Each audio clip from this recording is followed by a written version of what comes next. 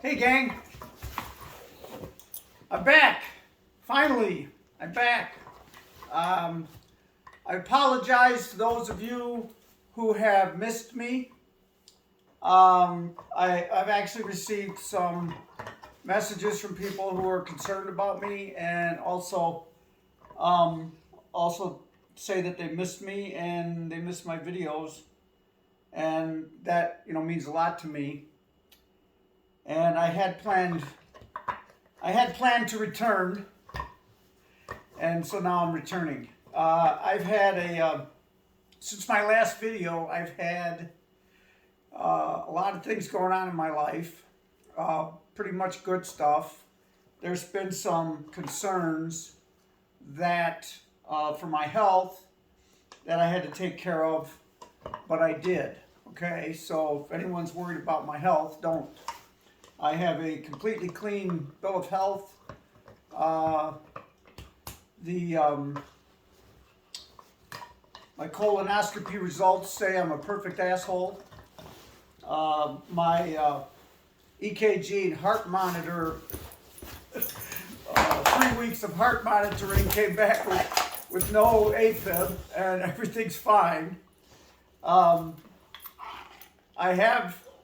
I also have a precancerous condition in my throat, which I am taking care of with some medicine, and so everything should be okay there. But I have my ear, nose, and throat doctor on speed dial, so I have severely damaged vocal cords and severely frayed, split, and my body is doing things to protect them, and that's why I've had this raspy voice for the last 2 years, since 2020. The ear, nose, and throat guy thinks that I may have had COVID and not known it. I did have about a 5-week span of persistent dry coughing in 2020. That was could be pretty painful at times, and that coupled with a little bit of acid reflux and having to speak professionally 5 days a week with some screaming, because most of my clients are wearing earmuffs and are shooting guns when I'm talking to them, so I have to talk loudly. All of that has combined to cause me some issues, but I'm going to be okay. They suggested possible surgery, and I thought, and of course the trans part of me thought, hey, maybe this is awesome. This is the way I can get my vocal cord surgery paid for by my insurance company. And I didn't say that out loud, did I? Darn it, this is going to be on a video now, documented. Excuse me. Also, it's been a very busy summer, and it's funny, I want to call myself a YouTuber and a vlogger, but YouTubers and vloggers vlog about all their issues and all their problems, and I don't feel it necessary or wanted to share that with you until now. I'm not going to come on here every day and go, oh my God, I have to go to the doctor and there might be something wrong and I'm worried, because I'm not. I don't go on Facebook and brag about my hormonal replacement therapy anniversary. 7 months on HRT. Who gives a fuck? Did anyone ask me? Rachel, how long have you been on hormones? 6, I don't even know. That's around 6 years, I think. I don't go on Facebook and say, had a crappy day, now curling up with a good book. Because no one gives a shit. You know, it doesn't. No one cares. No one cares. At least I don't think so. So in that respect, you know, I'm not much of a vlogger and a YouTuber. I want to talk to you guys about positive stuff. I don't want to come on here and cry, and I'm going to be fine. What I wanted to talk about for the last couple of weeks, a subscriber met me one night a few weeks ago and said and told me that I helped them come to terms with their duality, the masculine and feminine nature of themselves, because they were having trouble combining the two and making it feel like it was okay, or feeling like it was okay. You know, like a lot of us feel the same way, and I did for years, but I never really specifically did that topic in a video. So now I have a topic for a video. You know, as far back as I can remember, I thought I was a boy who liked to wear girls' clothing, and at a young age, I liked to play with my sister, and I liked to play with dolls and things like that, but it was frowned upon, and I got it. I figured it out right away. I moved away from that. I got with boys. I hung with boys. I didn't really get along with boys. I had some other issues. My parents divorced when I was 4, so I didn't really have what you would call a functional home, family, or whatever.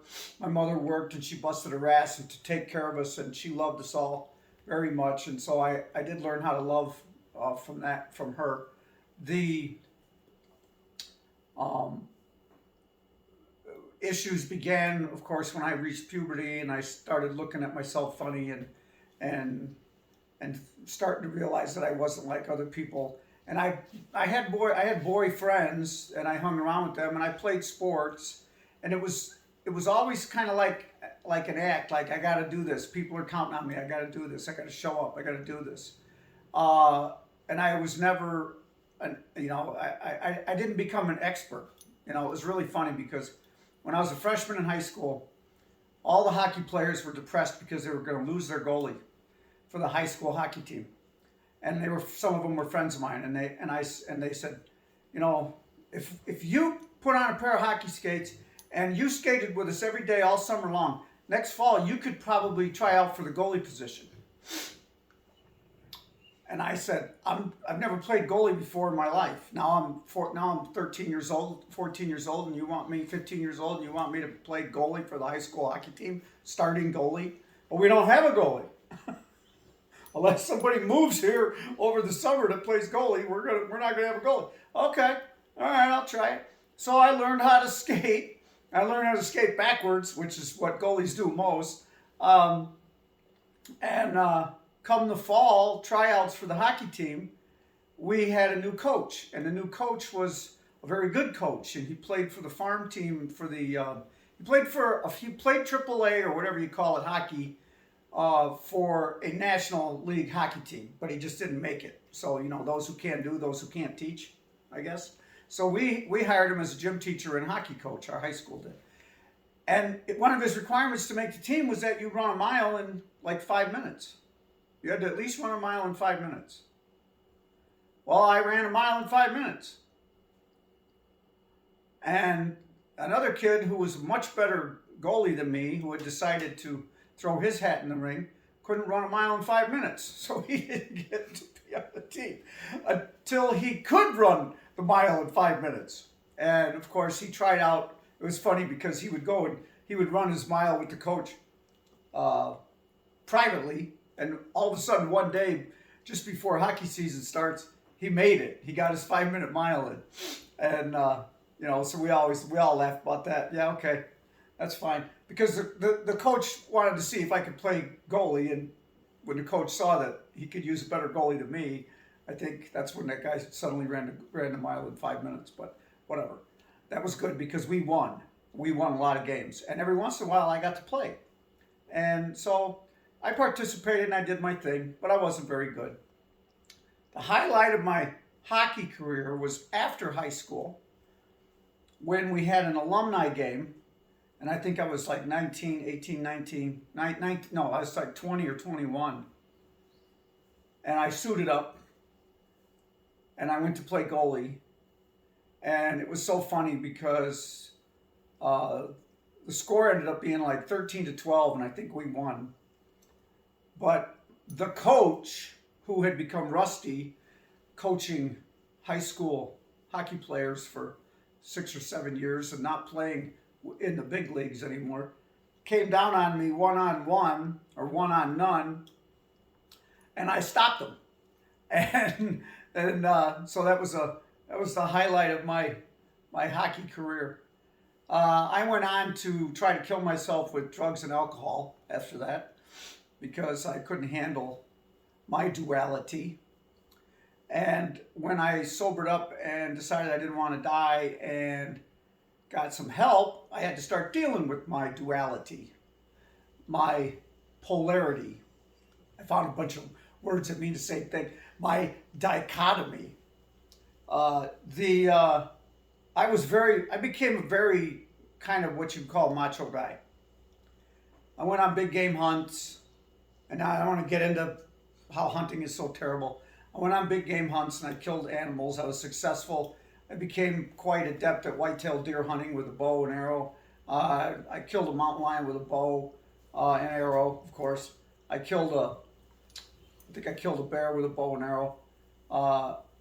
I thought it would be fun to freak out my hunting guide, so I chased a bear through the woods that was on a bait pile. And I walked up to him, and he looked at me, and I ran at him, and I chased him up a tree. He was like a 150-pound bear. Once he got up the tree and he realized that I wasn't a 300-pound bear, he started coming down, so we ran away.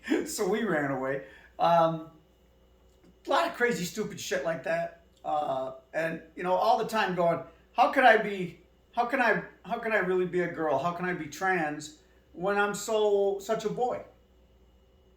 And I rode the Harleys,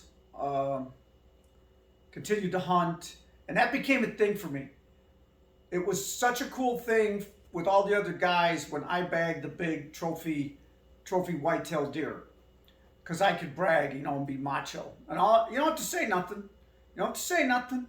All you have to do is take it to the taxidermist and get the head mounted, hang it on the wall, and when the guys come over, they go, oh, holy crap, I wish I could shoot something like that. And that's all. You don't have to say nothing. You don't have to say nothing. You just go, yeah, well, you got to be where they're at. If you don't have any big deer in your area, you're not going to get any. It's nothing against you. I'm sure you're a great hunter, and I was always trying to be humble.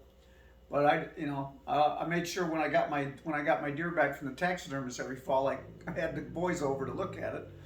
Oh, boo boo, what's the matter? And so it's been a few months. Odin got bigger. Odin's just about full grown now. He's about 26 months old. I think he's done growing. He's calming down and becoming a better dog who hates to have his front paws touched. He hates it. But he knew after 3.5 or 4 months, after 5 months of doing the videos, when I started setting the lights up and the camera, he climbed up on the couch and got ready and waited for me to turn on the camera. Dealing with my duality. At some point, I was always a construction worker, and I was, always doing the tough stuff, and I was always challenging myself physically and things like that. Climbing up in trees and hunting animals, hunting deer, firearms instructor, teaching people how to gunfight and how to use gunfighting tactics and techniques, all the macho stuff. But that's something that I came to love. I love it. And when I finally started therapy and got on hormonal replacement therapy, and that started to calm me down, and I started to, in my head anyway, feel more like what I thought a girl should feel like. I have come to now, I'm just a tomboy. I'm just a girl. And I always, on my Facebook page, I think I wrote my profile, I spelled girl, G-U-R-L. And I think it says, my Facebook profile says, I'm just a simple girl who loves people, animals, and a good party every once in a while. I feel like a girl, and I just yesterday I sawed I took my chainsaw, sawed up 2 telephone poles that the power company had dropped off for me, and I put a border along the edge of the driveway, and I did it and someone commented, boy, that looked like a lot of work, and I said, yeah, it took me about 4 hours. You know, and so at 60 years old, on hormonal replacement therapy for 6 years, and you guys all heard my testosterone video, with the testosterone of 2 nanomals per deciliter, I was able to complete that landscaping task in about 4 hours, and then proceeded to do some other things before having dinner. I don't worry anymore about my polarity. I don't really feel like I have any polarity anymore. I think the masculine and the feminine now have met in the middle, and I feel really good. I really do. And it's so weird because I've been telling folks that know both Rachel and her masculine counterpart that the longer I'm on hormones, the less I want to put on makeup and hair and you know, dress up and go out. And I think it was another coping mechanism. I think it was just expressing myself to the world as female was a coping mechanism for my transgender nature. It's not about the party anymore. It's not about, oh, where can I go and be the center of attention, or where can I go where everybody will stare at the trans girl. It's not about that. And that's one of the reasons why I haven't posted a video in so long. Because I haven't, since, I think one time since my last video, have I appeared to anyone like this. But I still feel like a girl. Now, if Matt Walsh from the Daily Wire were to ask me what is a woman, I wish he would have. I wish he could have found me and asked me that. I haven't seen that show yet. It's a show that he did about transgender people because he's trying to save all the transgender children whose parents are having them get surgeries, and that's his thing. He made a documentary called "What Is a Woman," where he deadpan, you know, humorously goes up to all the circus freaks in the fucking transgender community and asks them, what is a woman, to when they reply in ridiculous manners, and makes us look ridiculous, you know. So good for you, Matt. I would love to watch that documentary all the way from start to finish, but I'm not going to subscribe to the Daily Wire in order to do it. I'm not giving you $100 in order to do it. I just wish he would have asked me what a woman is, because I would have told him. A woman is an adult female. And then, of course, he would have said, well, what's a female? And I would have said, someone who belongs to a group of people who typically can produce eggs and give birth. Now, I know that may hurt a lot of your feelings, but that's exactly how I feel, and I think you know it. If I was exactly the same as a cisgender woman, well, there wouldn't really be a whole lot of fucking need for me to transition, would there? We talk about transitioning, and we talk about breaking our egg, cracking our egg, or whatever. And even that phrase, cracking your egg, means that you were something else before you realized you were trans. Well, what else were you? You know, that'd be a good question. That'd be another documentary. What else were you? In a lot of respects, I think Matt Walsh and I could be friends. But in, but I don't like his the way he tries to bring humor to it. I don't think that's a good idea. You know, that's his form of entertainment. It's his wagon that he wants to roll on. I just don't get it. But you know, do I agree with now that my polarity is no longer there, that there's not a masculine and feminine, and that they're all right here wrapped up in a beautiful pie. I love that song by Sarah McLachlan. She's all of this mixed up and baked in a beautiful pie. I love it. You know, I know what a woman is. I believe in women, and I believe in me, and I'm just somebody that wants to feel like she feels right now. It feels good. And it is fun. When I finally push myself to get the clothes on and get the makeup on and get the hair on, something clicked and something snapped, and I took a deep breath, and I thought, you broke through the barrier that you've been butting up against for the last 5 months. You busted through it, and it felt really good. So you will definitely be seeing more of this. It is good to be back. What is your problem?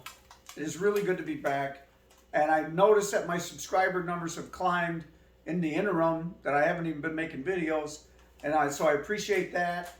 I love all of you, and you all make me, you truly do make me feel like I matter. And to those of you who've been sending me messages, I'm not going to name names, because, you know, we all, I think someone put it in the comments the other day, yesterday, and said, where are you? You know, I miss your stuff. So here I am. I'm back, and I'm going to be okay. And I've got a big surprise coming up in the next video. So if you waited around for 5 months to see me again, after this video, I'll be trying to put at least one a week out for a while, as far as I can see. So a week from now, a week from the time you see this video, I'm going to have a big surprise. Love and peace to all. Let's just try to accept one another for who we are.